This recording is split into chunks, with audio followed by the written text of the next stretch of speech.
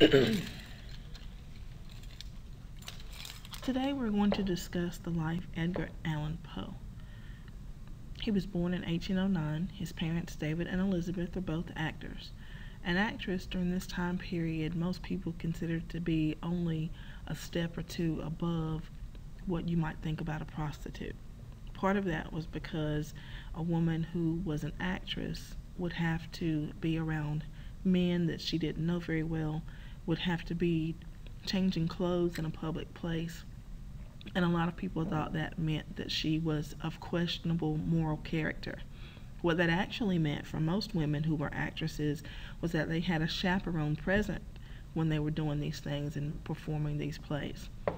Elizabeth was a much better actress than her husband, and in fact, she was playing the most popular role that a female could have during that time period, and that would be the role of Juliet.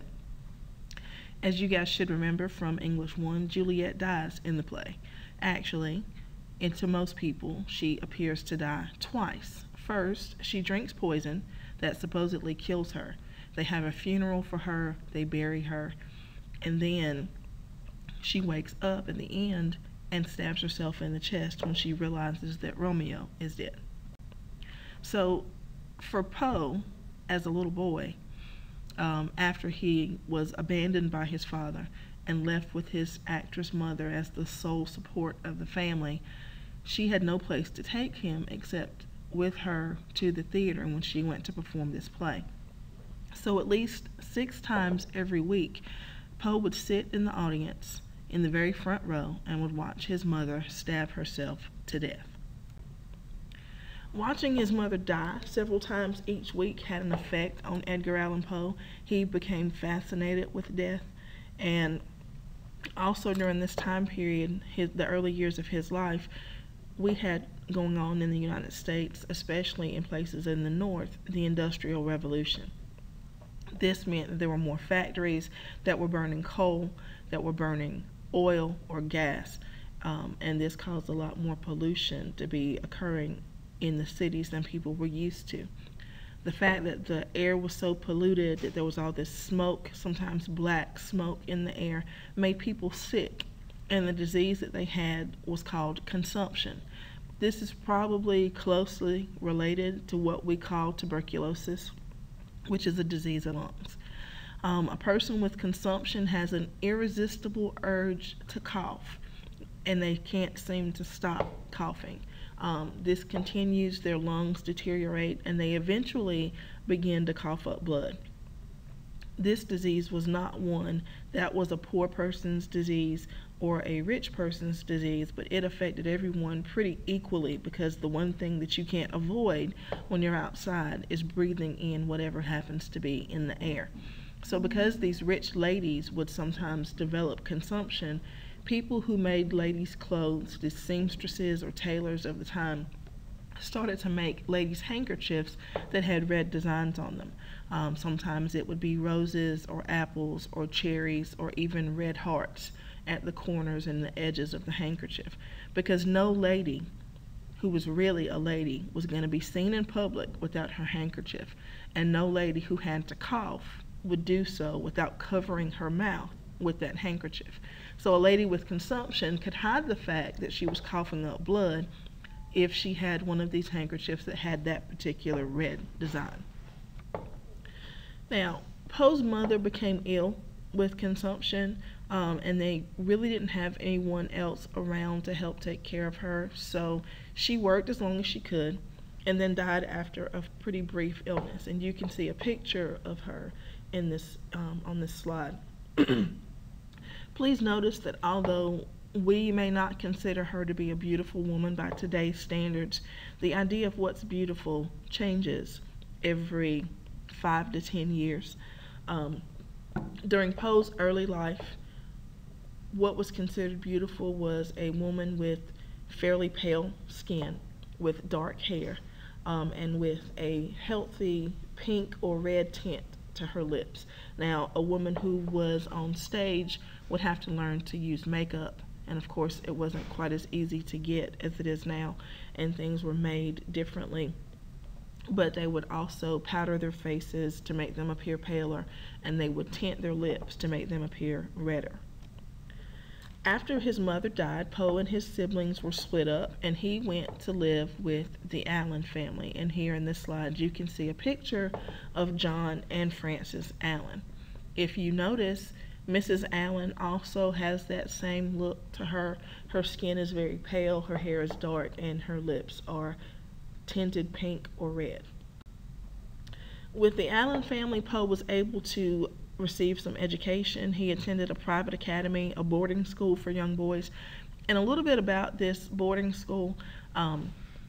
If I am remembering correctly, the boarding school was located in a small village which had probably one cemetery.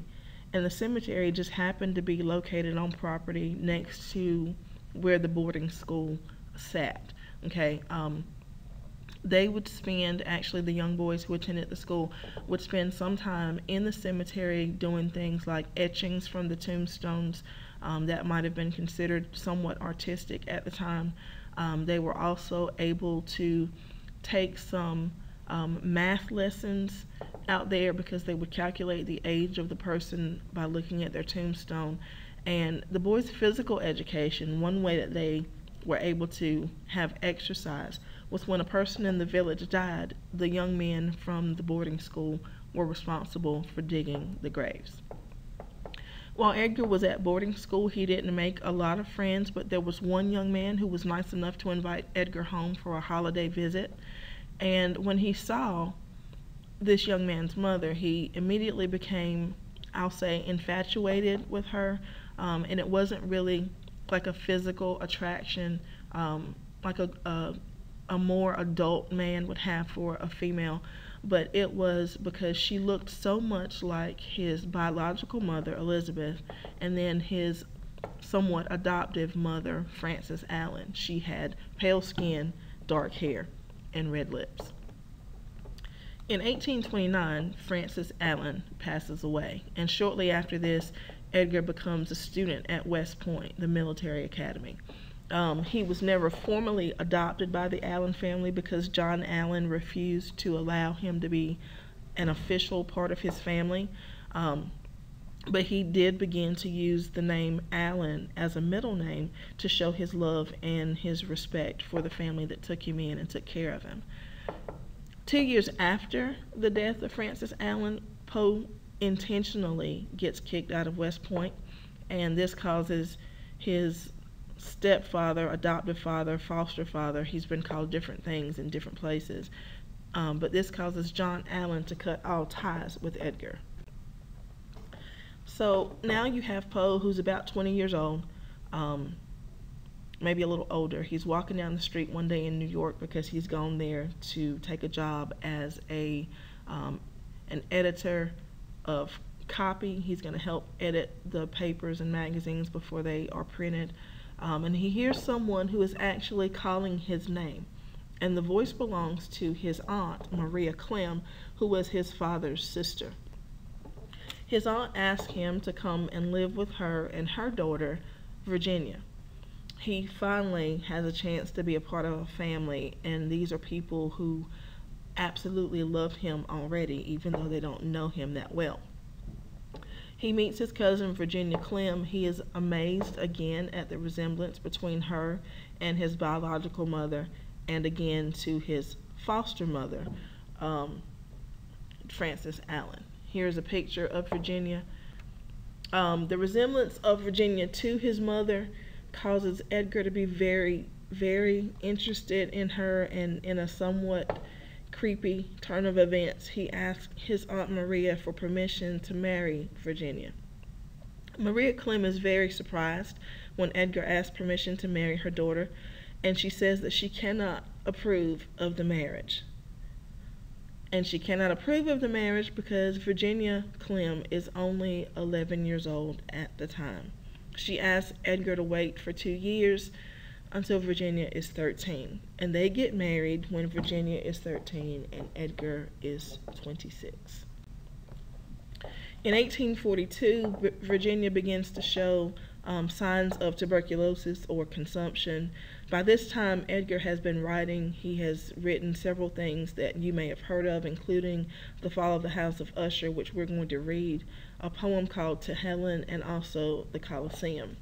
In 1843, one of his best-known stories is published, that's The Telltale Heart. In 1845, he publishes The Raven. In 1847, Virginia Poe dies of consumption, and Edgar dies 2 years later. Now, a lot of people have ideas about what caused his death. Some say that he drank himself to death. Some say that he had given up alcohol and then was tricked into drinking because there was a town that he stopped in on a train. They were having elections. And if you wanted a particular candidate to win the election during this time period, you would go to the train station. You would get strangers who would be willing to do almost anything for a few coins, and you would convince them to come to the voting place and vote for your candidate. So what they gave to Edgar was alcohol that they told him was not alcohol, and they convinced him to drink. And once you are an alcoholic, almost any little amount of alcohol can cause you to have that need again for it, and that's what happened with him. In one of the accounts of his death, or the time right before his death, they said that he started to drink and he could not stop himself, and the alcohol poisoning is what eventually killed him. Here you can see a picture of his tombstone.